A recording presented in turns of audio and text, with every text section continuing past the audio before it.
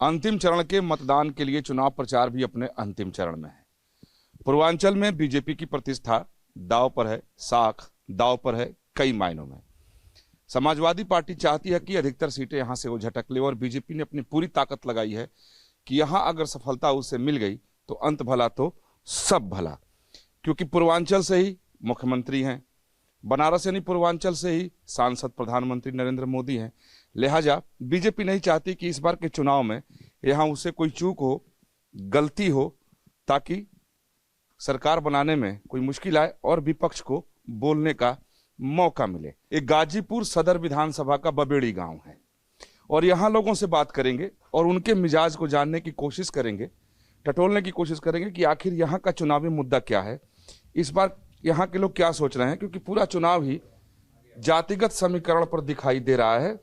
और यही वजह है कि लगभग सभी सीटों पर सपा के साथ बीजेपी की सीधी टक्कर दिखाई दे रही है और कुछ ऐसे सीट है जहां त्रिकोणीय मुकाबला है, यानी बीएसपी ने भी अपनी ताकत पूरी झोंक दी है।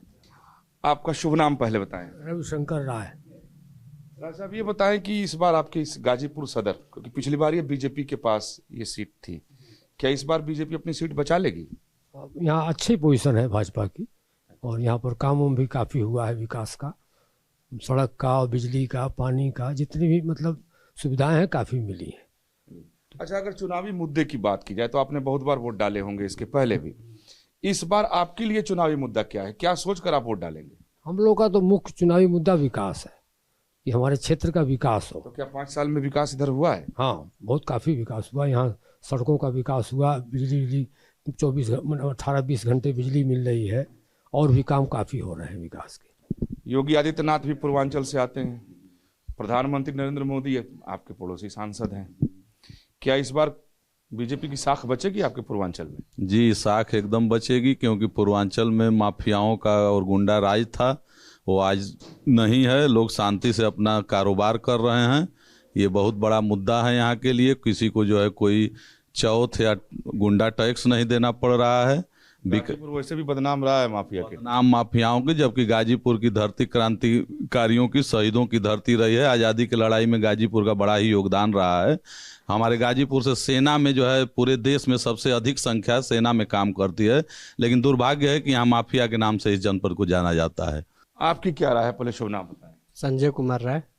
संजय जी, ये बताएं कि जो ये कहा जा रहा है कि बेरोजगारी बहुत है, अखिलेश यादव बीजेपी को बार बार इस पर घेरते हैं, महंगाई के मुद्दे पर घेरते हैं, तो क्या महंगाई और बेरोजगारी आपके इलाके में चुनावी मुद्दा है? नहीं, कोई ऐसा मुद्दा नहीं है। अखिलेश 5 साल सत्ता में रहे, कोई विकास का कार्य नहीं, कोई रोजगार दिए। ऐसा नहीं कि उस के ज़माने में रोजगार बहुत ज़्यादा था, बहुत ज़्यादा भर्तियाँ भी बहुत वांटे निकली छात्र। आज भी जबकि बीजेपी सरकार ने 4 लाख युवाओं को रोजगार दिया है, सरकारी क्षेत्र में, प्राइवेट सेक्टरों में काफ़ी रोजगार दिया हुआ है। अखिलेश सरकार में कोई भर्ती बिना कोर्ट में गए हुए, बिना पैसे की कोई भर्ती नहीं हुई। सब भ्रष्टाचार चरम सीमा पर। एक योगी बार बार, और योगी हो या प्रधानमंत्री मोदी हो या बीजेपी का कोई भी नेता हो, यानी पूरी बीजेपी की बात कर ले, वो कहते हैं कानून व्यवस्था की स्थिति उत्तर प्रदेश में हमने सुधारी है, लोग सुरक्षित हुए हैं, महिलाएं सुरक्षित हुई हैं, तो बैठ जाता हूँ।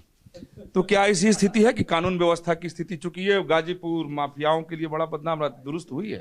हाँ, काफ़ी सुधार हुआ है। आज कोई भी माफिया या तो प्रदेश से बाहर है या तो जेल के अंदर है। यानी आप संतुष्ट हैं कानून व्यवस्था की? बहुत, बिल्कुल। चलिए, आप अपना शुभ नाम बताएं। सुधीर कुमार राय। सुधीर जी, क्या स्थिति है इस बार, क्या होगा आपके इलाके में? हमारे यहाँ जय जय श्री राम रहेंगे। अच्छा, आपके लिए मतलब हिंदुत्व एजेंडा है एकदम। तो आपको लगता है कि हिंदुत्व के मुद्दे पर बीजेपी को वोट मिलेगा, क्योंकि उसको बहुत उम्मीद है कि काशी विश्वनाथ कॉरिडोर जो बना, राम मंदिर बन रहा है? एकदम मिलेगा, विकास भी हुआ है। ऐसा नहीं है कि खाली हिंदू के मुद्दे पे ही मिलेगा, उनको विकास कार्यों पे भी उनको वोट मिलेगा। विकास कार्य पर भी वोट मिल रहा है और हिंदुत्व के मुद्दे पर भी वोट मिलेगा। आपकी क्या राय है? नाम बताएं पहले। नरेंद्र कुमार राय। नरेंद्र जी, क्या है इस बार की स्थिति, क्या है आपके इलाके में? क्योंकि सपा ने भी अपनी पूरी ताकत लगाई है, बीजेपी ने भी लगाई है, बीएसपी ने भी लगाई है, लेकिन होगा क्या? बीजेपी की जीत होगी, पक्की जीत होगी, पूर्ण बहुमत में सरकार आएगी। आत्मविश्वास के साथ कैसे कह सकते हैं? जी, हमारे आत्मविश्वास, और हम गुजरात से चल के यहाँ आए हैं उसी के लिए, इसी काम के लिए। अच्छा, वोट डालने के लिए गुजरात से यहाँ आए? गुजरात से आए हैं। लगता है कि मोदी जी आपको भेजे? नहीं, हमारा हम विकास और हमारा जैसे मतलब हम लोग आरएसएस से जुड़े हुए भी हैं, अच्छा अच्छा अच्छा, हाँ। मेरे स्वयं सेवक हैं आप। स्वयंसेवक भी हैं हम, और ये स्पेशल उसके लिए यहीं आए हैं, मतलब इतने दूर से चल के 1800 किलोमीटर दूर से आए हैं और पूरे परिवार के साथ आए हैं यहाँ पे। चलिए, तो बहुत अच्छी बात है। आपसे लोगों को प्रेरणा लेनी चाहिए कि जो लोग घर में ही बैठे रह जाते हैं और वोट नहीं डालते हैं। ये बताइए कि बनारस तो बिल्कुल पड़ोस में है, एक ऐतिहासिक काम हुआ है काशी विश्वनाथ कॉरिडोर का, राम मंदिर बन ही रहा है, तो क्या ये भी मुद्दा, हिंदुत्व का भी मुद्दा है आपके इलाके में? बिल्कुल है, बिल्कुल, ये भी तो है, ये धर्म से जुड़ा हुआ है और ये तो बहुत बड़ा मुद्दा है। लेकिन सबसे मजबूत चुनावी मुद्दा आपको क्या दिखाई देता है? वो तो विकास का ही है। 5 साल में विकास आपके यहाँ इलाके में हुआ है? बहुत बहुत, रेल, रोड, पुल वगैरह जो बना है, सड़क बनी है, तो विकास तो काफी हुआ है। अच्छा, तो आपके लिए इस बार चुनावी मुद्दा विकास है। और ये जो अखिलेश यादव कह रहे हैं कि महंगाई बहुत बढ़ गई, बेरोजगारी बहुत बढ़ गई, महंगाई बढ़ी है, कम नहीं बढ़ी है महंगाई तो। महंगाई तो हर मतलब इसका तो बढ़ते जाना ही है, ये आएंगे तो क्या सस्ता कर देंगे। अच्छा, तो एक सवाल और भी है कि बार बार एक मुद्दा उठता है आवारा पशुओं का, कि उससे बहुत ज्यादा बर्बादी है। क्या ये परेशानी आप लोगों के गांव में भी है? हाँ, ये तो है थोड़ा सा, लेकिन इसके लिए गवर्नमेंट कुछ न कुछ कर रही है। अच्छा जी, यानी इससे लोगों में नाराजगी नहीं है? बहुत ज्यादा नहीं है। अच्छा, इससे नाराजगी कम। जी, आपके पास आते हैं बहुत देर से, आप धैर्यपूर्वक हमारी बातों को आप सुन रहे हैं। चुनाव है तो चुनावी चर्चा चारपाई बहुत बढ़िया है। मेरा सवाल आपसे ये है कि इस जो पूर्वांचल है, यहाँ एक बहुत पहले चलता था नारा कि बेटी और वोट जात को देते हैं, क्या ऐसी स्थिति आज भी है? नहीं, ऐसी स्थिति नहीं है। अब लगभग जो वर्तमान सरकार है इसका लगभग हर वर्ग में मतलब उसमें पैठ हुई है और ख़ास तौर से पिछड़े वर्ग के लोग भी इस पार्टी को काफ़ी उत्साह से इसमें सहयोग कर रहे हैं। और जहाँ तक जातिगत समीकरण है तो वो तो कुछ हद तक है, अभी भी जो मानसिकता है कि अपनी जात के ही हिसाब से अपने पार्टी का कुछ आधार बन रहा है तो वो है, लेकिन काफ़ी हद तक जो इस पारंपरिक वोट थे इस भाजपा सरकार के, उसके अलावा हट के पिछड़े वर्ग के भी काफ़ी लोग, इससे बहुत लोग जुड़े हुए हैं। चुनावी राजनीति जो है वो देश में चाहे लाख दावे कर लिए जाएं, लेकिन अंत में जाकर वो जाति की समीकरण पे फंस जाता है और फिर उसी हिसाब से लोग अपनी अपनी कसौटी पे कसते हैं कि किसे कहाँ वोट देना है। यहाँ तमाम नौजवान मौजूद हैं, इन लोगों से बात करते हैं क्योंकि नौजवानों के मसले को लेकर इस बार बहुत बातें कही गई, खास तौर पर रोजगार को लेकर। इधर से ही शुरू करते हैं। आपका शुभ नाम क्या है? विकास। वाह, मैं भी विकास, आप भी विकास, ये भी विकास, तीन विकास। भाई अब ये गांव का विकास नहीं रुकेगा। आपके गांव में कुछ विकास हुआ है? विकास तो हुआ है, लेकिन जिस स्पीड से चाहिए उस स्पीड से नहीं हुआ। बेरोजगारी, इसको बहुत ज्यादा, चाहे वो सपा हो, बसपा हो, कांग्रेस हो, इस मुद्दे को बहुत जोर शोर से लोग उठा रहे हैं। आप नौजवान हैं, क्या आप मानते हैं कि बेरोजगारी एक बड़ा मुद्दा है? मेरा मानना दो चीज है। जैसे अभी कल हमारे जिले में लगभग 6 बहुत बड़े नेता आए थे। मनोज तिवारी जी आए थे, अखिलेश यादव जी आए थे, स्मृति ईरानी जी आई थी, ऐसे बड़े नेता आए थे 6। और इन 6 लोगों का खर्चा देख लिया जाए, अगर एक दिन का चुनावी खर्चा, उतने में एक फैक्ट्री गाजीपुर में लग सकती है जिसमें हजारों युवाओं को नौकरी मिल सकती है। बहुत दुरुस्त बात बोले आप। लेकिन इन नेताओं को सिर्फ अपनी पड़ी है। मैं जैसे रोज देखेंगे आप पेपर के बड़े बड़े पन्नों पे बड़ा बड़ा ऐड आता है, उसमें पैसा लगता होगा, उसके लिए पैसा है, लेकिन फैक्ट्रियां लगाने के लिए या कोई ऐसा काम करने के लिए लोगों के पास पैसा नहीं है। जनाब यार, बहुत गौर से सुन रहे हैं मेरी बात। आपका शुभ नाम क्या है? मेरा आशुतोष राय। आशुतोष जी, ये बताइए कि बेरोजगारी कितना बड़ा मुद्दा है आपके लिए? नहीं है, बहुत बड़ा मुद्दा है। बेरोजगारी हमारे यहाँ पे इतनी है कि अब नौकरियां नहीं मिल रही हैं। कोई भी भर्ती अगर हो रही है हमारे यहाँ पे तो उसको पूरी तरीके से संपन्न नहीं प्रक्रिया करवाई जा रही है। तो ये एक बहुत बड़ा मुद्दा है बेरोजगारी का। माने कि नौजवानों में राह बहुत मुश्किल है बाबा की। बिल्कुल बिल्कुल है, राह मुश्किल है, लेकिन फिर भी क्या करेंगे, हमें देना तो एक जगह पे है, सबको सहमत होना है, एक जगह पे हमें वोट देना है, तो सही है। अच्छा, यानी आप जहाँ समाज जाएगा वो वहाँ जाएंगे, आप अपने व्यक्ति समाज नहीं जाएगा जहाँ पे मतलब हमारी भी सोच है कि नहीं हमें किस तरफ जाना चाहिए। हाँ, नहीं हमारी भी सोच है कि नहीं हमारा भी एक चलिए, यानी कि बेरोजगारी को बड़ा मुद्दा है मानते हैं, लेकिन ओवरऑल जो सरकार योगी की दावा कर रही है कि उन्होंने विकास किया है, सुशासन दिया है, उसको कितना मार्क्स देंगे अगर आपको देना हो तो? 10 में कितना? 10 में 9 तो कम से कम देना ही पड़ेगा, क्योंकि ज्यादा दे दिया। गुंडा राज कम कर दिया, गुंडा राज खत्म कर दिया। यानी बुलडोजर भी, राम मंदिर भी, विकास भी, रोजगार भी, सभी मुद्दों पर लोगों ने अपनी राय रखी और खुलकर बताया कि वो क्या सोचते हैं। और यही वजह है कि बीजेपी को उम्मीद बहुत ज्यादा है इस चरण के चुनाव से बीजेपी ये आस लगाए बैठी है कि जो नुकसान अगर पीछे कहीं हुआ है तो उसकी भरपाई इस चरण के चुनाव से हो जाएगा। ये बड़े प्यार से अखबार पढ़ रहे हैं, इसका मतलब देखा जाए क्या है। राम राम, क्या हाल है? ठीक है। अखबार पढ़ रहे हैं आप बहुत गौर से? हाँ, थोड़ा देख रहे हैं। सब खबर तो इसमें छपी होगी, प्रधानमंत्री की भी, सबकी, अखिलेश की, देखिए सब तस्वीर भी लगी है। इस बार चुनाव में क्या होगा? अब लड़ाई चल रही है भाजपा और सपा में, देखिए क्या होता है। तो किसका पड़ रहा भारी? अब यहाँ पर तो भाजपा का ही लग रहा है। अच्छा, कारण क्या है इसका का पड़ रहा भारी होने का? भाई जात का तो समीकरण बनाकर चुनाव लड़ रहे हैं लोग। हाँ, जात का समीकरण बनाकर लड़ रहे हैं लोग, जात का कोई खास असर नहीं है केवल। जी, तो ये बताइए कि आपके लिए मुद्दा सबसे बड़ा क्या है? अब मुद्दा सबसे बड़ा तो विकास का ही ना है। 5 साल में विकास हुआ है? पिछले 5 साल में विकास हुआ है, इधर की थोड़ा कम हुआ है। लड़कियां भी इधर घूम रही, इन लोगों से बात करें, इनसे बात करना बहुत जरूरी है। आपका नाम क्या है? खुशी राय।